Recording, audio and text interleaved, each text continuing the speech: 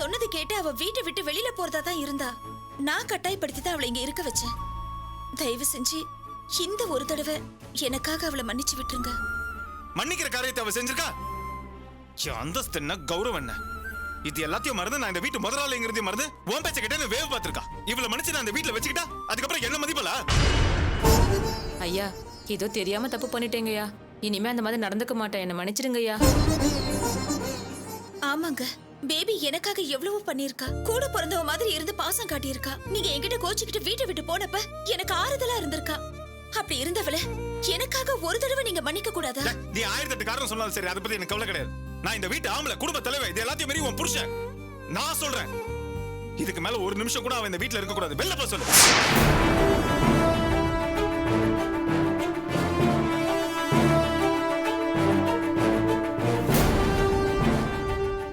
இதான் உங்க முடிவா? ஆமா, இதுதான் என் முடிவு. வெளியில போ.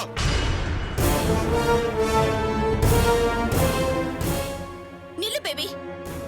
அர்ச்சனா, பேபி இங்க இருக்கணும்னு சொல்றதுக்காக நான் அவளை நிக்க சொல்லல. பேபிக்கு இந்த வீட்ல இடம் இல்லைன்னா நானும் இங்க இருந்து போறேன்.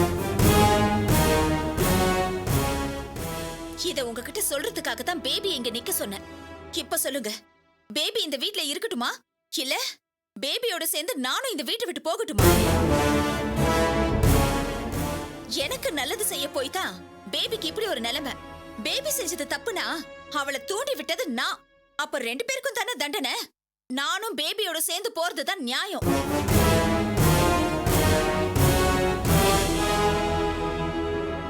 பேபி வா போலாம்.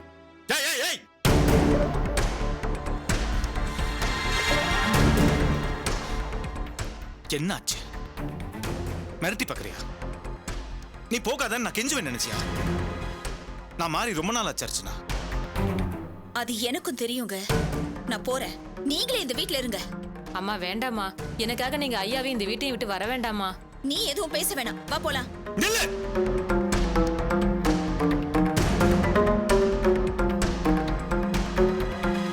யாரும் போக வேண்டாம், போதுமா?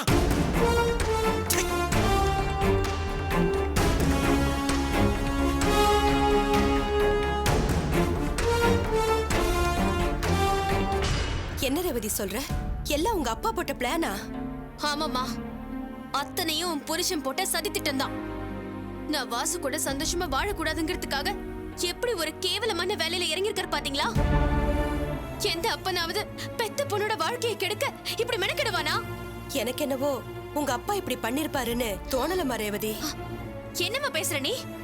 நான் தான் கண்ணால பாத்துட்டு காதால கேட்டுட்டு வந்து சொல்றேன்ல, நீ இன்னும் உன் புருஷனுக்கு சப்போர்ட் பண்ணி பேசிக்கிட்டு இருக்க. அப்படி நினைக்காத ரேவதி.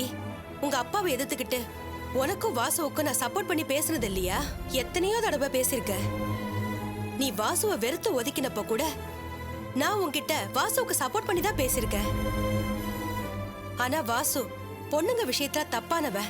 ஒரு தப்பான தொழில் செய்யற பொண்ணு செல்வத்தோட கார் ஆக்சிடென்ட்ல செத்தப்போ அதுக்கு காரணமே வாசுதான்னு அர்ச்சனாவே அவளை சந்தேகப்படல.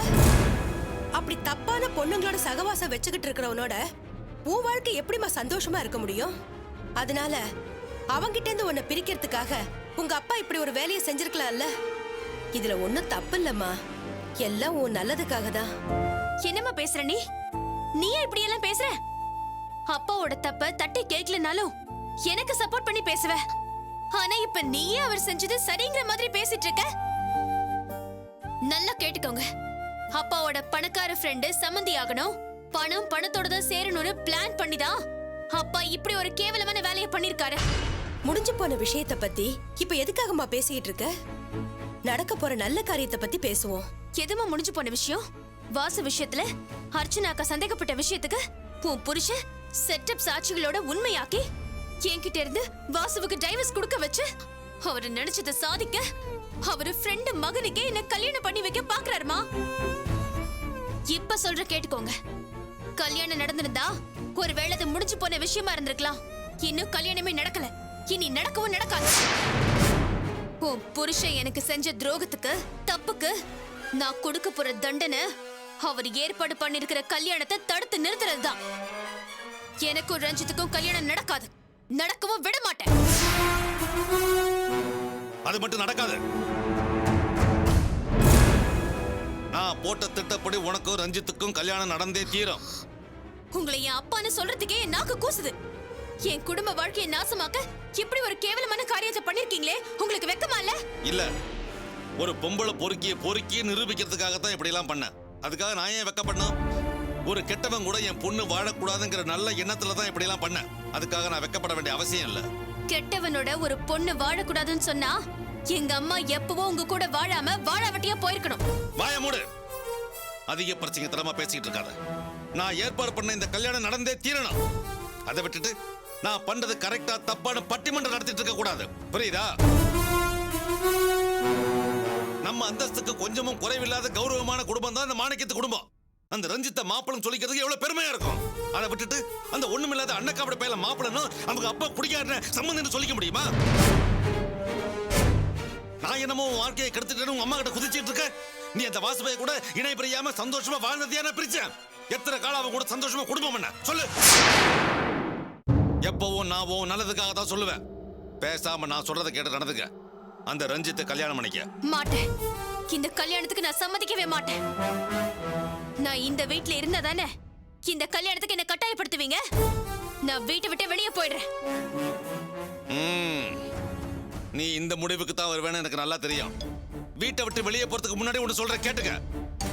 உனக்கும் ரஞ்சித்துக்கு நடக்க போற இந்த கல்யாணத்தினால உனக்கு ஒரு நல்ல வாழ்க்கை கிடைக்க போறது மட்டும் இல்ல, நம்ம குடும்பத்தோட கௌரவம், மானம், அந்தஸ்து எல்லாம் காப்பாற்றப்படும். அதை முதல்ல புரிஞ்சுக்க. உனக்கே நல்லா தெரியும், நான் இப்ப வெறும்பைய, கையில சல்லி காசு கிடையாது. பிசினஸ்ல லாஸ் ஆகி ஊரெல்லாம் கடனாகி தற்கொலை பண்ணிக்க போனப்போ நம்ம உயிரையும் மானத்தையும் கௌரவத்தையும் காப்பாத்துறது என் ஃப்ரெண்டு மாணிக்கமும் அவன் பையன் ரஞ்சித்தும் தான். அதுக்கு நன்றி கடனா தான் இந்த கல்யாணமே. இது நடக்கலனா மாணிக்கம் கோர்ட்டுக்கு போவான், கேஸ் போடுவான், வீட்டை ஜப்தி பண்ணுவான். அதுக்கப்புறம் நானும் உங்க அம்மாவும் தூக்குறதா தொங்கணும். நாங்க செத்தாலும் பரவாயில்லைனா நீ தாராளமா வீட்டை விட்டு வெளியே போலாம். முடிவு உன் கையில தான் இருக்கு.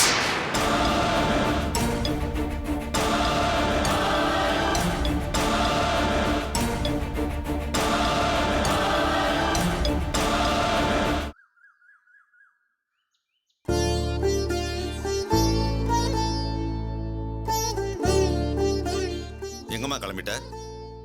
பார்த்தா தெரியல, கோயிலுக்கு. நீ கோயிலுக்கு போனாலும் சரி, எங்க போனாலும் சரி, நாங்க சொன்னதை ஞாபகத்துல வச்சுக்க. எனக்கு என்னமோ இவள நம்பி வெளியில அனுப்புறது தப்புன்னு என் மனசுக்கு படுதுங்க. இவ வீட்டோடவே இருக்கட்டும். நீ கோவிலுக்குலாம் போக வேண்டாம், மாடிக்கு போ.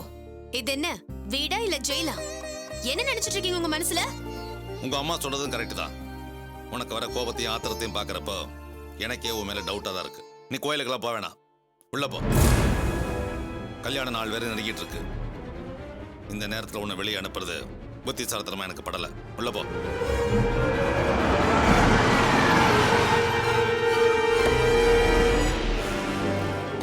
மாணிக்க வரா. கல்யாண விஷயமா தான் பேச வருவான்னு நினைக்கிறேன். நீ எங்கேயும் வெளியே போக வேண்டாம், உள்ள போ. சொல்றேன்ல ரேவதி, உள்ள போ. இல்லப்பா ராஜசேகர், ஏன் ரேவதி உள்ள போ சொல்லிட்டு இருக்க? கையில பூ கூட. என்ன ரேவதி, கோயிலுக்கு போறியாமா? நீ போயிட்டாமா?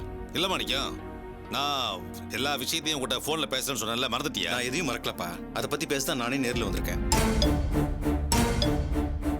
ராஜசேகர், நீ சைக்காலஜி தெரிஞ்சுக்கணுப்பா. எதையுமே அடைச்சு வைக்க கூடாது.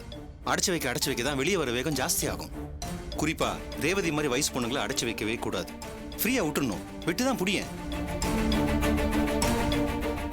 ரேவதி புத்திசாலி பொண்ணு, படிச்ச பொண்ணு.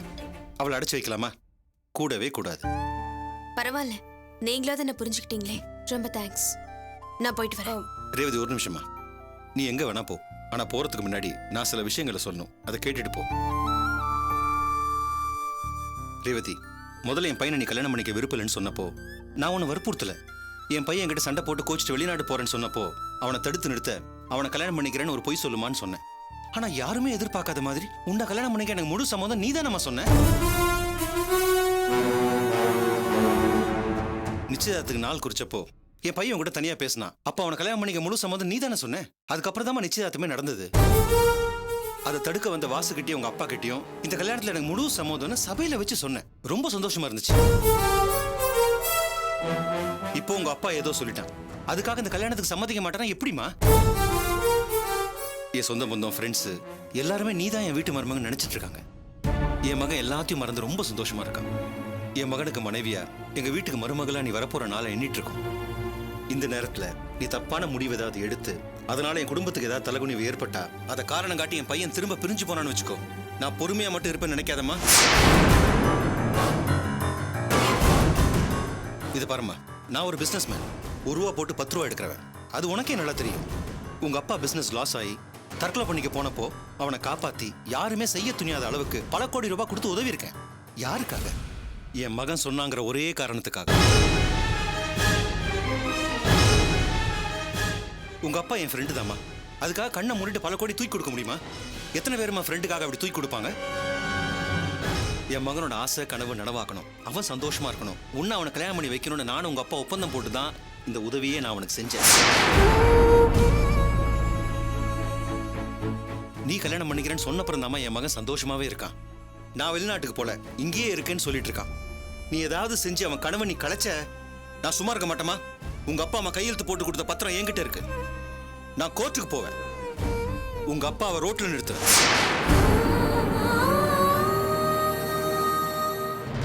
நான் உன்னை பயமுறுத்ததுக்காக இதெல்லாம் சொல்லமா. நான் சொன்னதை கண்டிப்பா செய்வேன். என் மகன் சந்தோஷம் தான் எனக்கு முக்கியம். உங்க அப்பா இதெல்லாம் உங்ககிட்ட முன்னாடியே சொல்லியிருப்பான். நீ அதையெல்லாம் பெருசா எடுத்துக்காம ஏதாவது முடிவு எடுத்துட்டா என்ன பண்றது? அதனாலதான் சொல்றேன், ஜாக்கிரதை. போமா, கோயிலுக்கு போ. சாமி கிட்ட நல்ல புத்தி கொடுன்னு வேண்டிக்கோ. போயிட்டு வாமா.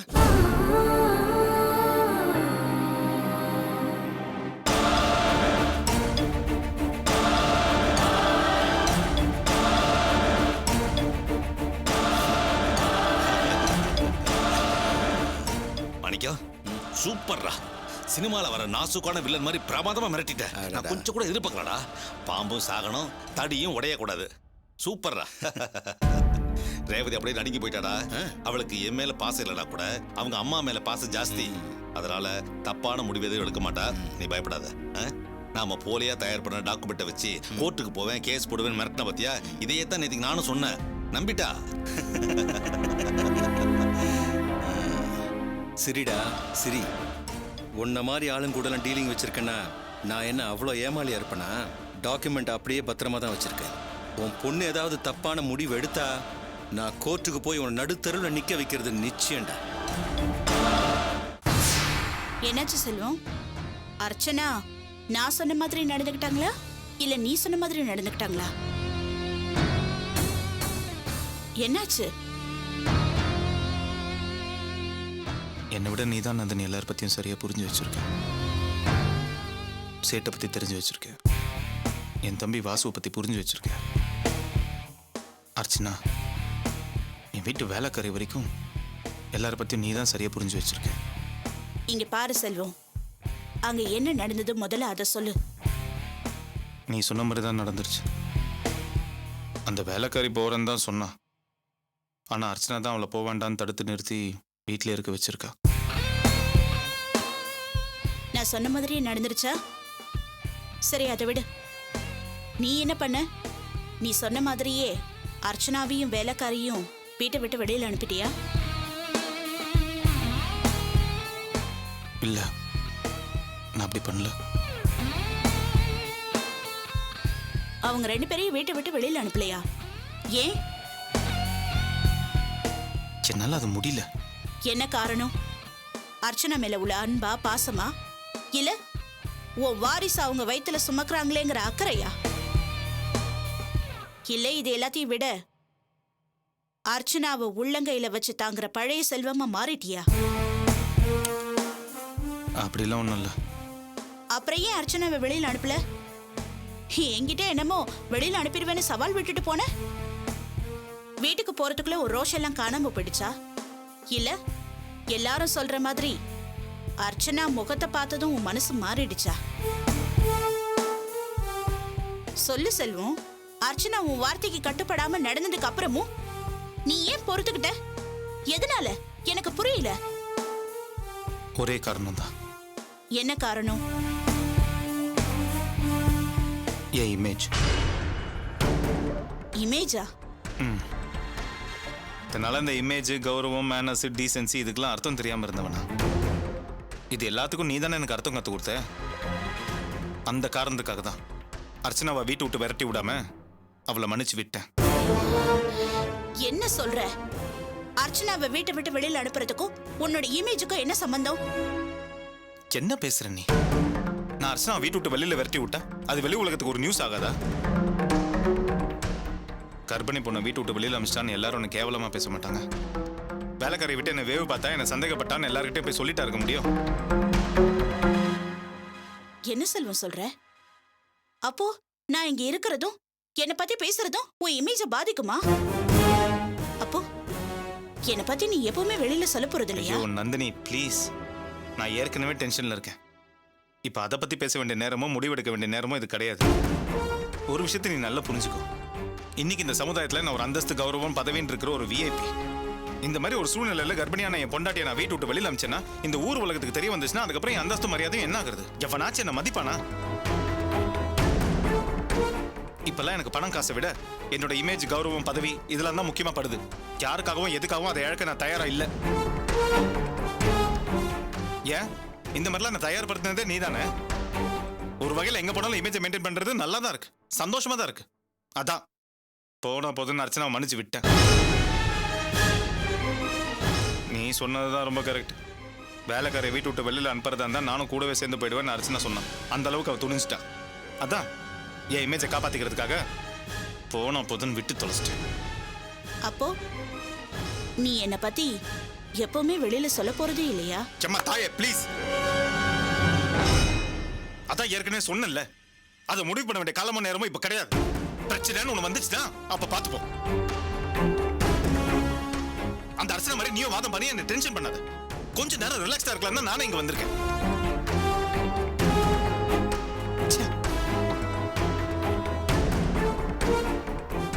கொஞ்சம் தயவு செய்து போய் எனக்கு குடிக்க ஏதாச்சும் ட்ரிங்க்ஸ் கொண்டாரியா? நான் கொஞ்ச நேரம் ரிலாக்ஸ்டா இருக்கணும் ப்ளீஸ்.